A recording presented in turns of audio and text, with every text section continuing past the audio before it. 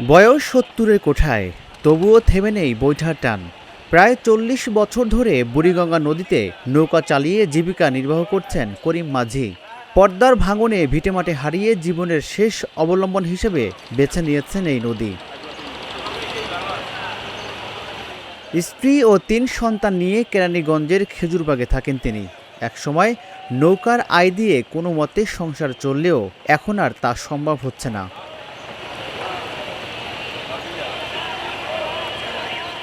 মনে করেন হ্যাঁ রাত্রির 11টা তো আমি বাইতে নাইলে পোষে না, সংসার তো একটু কষ্ট হন।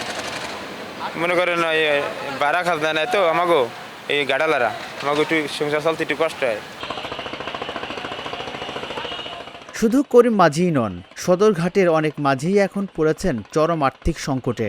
বাউবাজার ব্রিজ থেকে পোস্তগোলা ব্রিজ পর্যন্ত বিভিন্ন ঘাটে প্রায় ১,০০০ নৌকা চলাচল করে। এসব নৌকা চালিয়ে জীবিকা নির্বাহ করেন ২,০০০-এরও বেশি মানুষ।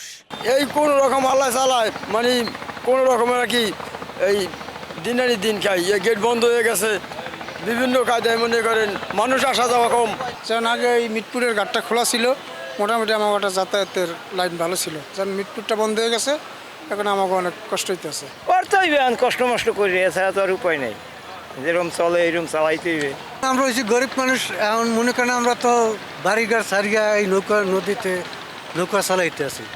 এখন মনে করেন সরকারিভাবে তো আমরা কোনো ভাতা হইতে আসি না।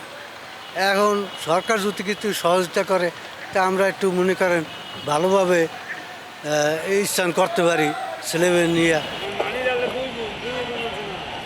যাত্রীপ্রতি ভাড়া ১০ টাকা। দিনে একজন মাঝি আয় করেন প্রায় ৭০০ থেকে ৮০০ টাকা। কিন্তু সেই আয় থেকে ঘাট ভাড়া, নৌকা ভাড়া ও খাবার খরচ মিলিয়ে হাতে খুব কমই থাকে। আমগো তো ডেইলি ২০০ টাকা হয় না, তা আমরা কিনবো কি দিয়ে? আমগো তো পেটেই ভাত নাই, তার আমরা কি কিনবো? এই গেট বন্ধের কারণে সব বাড়ি যায় চারিদিকে সরিয়া। আমগো তো পেটেই ভাত নাই, আমার কেনার কোনো রাস্তা আছে? এবার খাজনা দেওয়া লাগে, ওবার খাজনা দেওয়া লাগে, খাজনা দিয়ে ১০০-২০০ টাকা লইয়া ঘরে ওটা লাগে। ৫টা বাজে শুরু করি, এই ১১টা ১২টা পর্যন্ত পাই। হ্যাঁ, ২০০-৩০০ এরমে থাকে। এই এবারে খাজনা ওভারে খাজনা দিয়া গেটটার কারণে বন্ধের কারণে এই সমস্যাটা হয়েছে। সরেজমিনে দেখা যায় বুড়িগঙ্গার দুই পারে সারি সারি নৌকা বাঁধা। মাঝিরা তাকিয়ে আছেন যাত্রীর আশায়, কিন্তু দীর্ঘ সময় অপেক্ষা করেও যাত্রী মেলে না অনেক সময়। টাকা পয়সা কামাই না, বাচ্চা কাছে মার্কেট করে দিনকে দিয়ে এমনি নাই কামাই। মিরপুর ঘাটটা এই গেটটা আছে, গেটটা যে খোলা থাকতো তো আমাকে অনেক কামাই হইতো। হ্যাঁ, গেটটা বন্ধ করে আলাইছে, বন্ধ করার কামাই নেই। কি করবো? আল্লাহ যা চালাইবে, গরিব মানুষের তো আল্লাহ চালায়। আমগো তো আর কেউ দেখতো না, বোঝেন না? আমগো তো আল্লাহ চালাইবে। অবৈধ যন্ত্রচালিত নৌকার দাপট মাঝিদের সংকট আরও বাড়িয়ে দিয়েছে। মাঝিদের অভিযোগ, প্রভাবশালী একটি সিন্ডিকেট এসব নৌকা চালাচ্ছে। এতে যাত্রী কমে যাওয়ার পাশাপাশি দুর্ঘটনার ঝুঁকিও বাড়ছে। মাঝিদের দাবি, নদীর এই ঐতিহ্যবাহী পেশা টিকিয়ে রাখতে প্রয়োজন কার্যকর ব্যবস্থা। নইলে সময়ের স্রোতে হারিয়ে যেতে পারে বৈঠার টানে বেঁচে থাকা এই মানুষগুলোর জীবন সংগ্রাম। একসময় এই নৌকাগুলোর দাপট ছিল বুড়িগঙ্গার বুকে, তবে কালের পরিক্রমায় সেই জৌলুস হারিয়ে ফেলেছে এই নৌকাগুলো।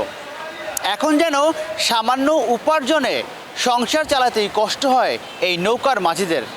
রাজিবুল ইসলাম, ঢাকা জার্নাল, ঢাকা।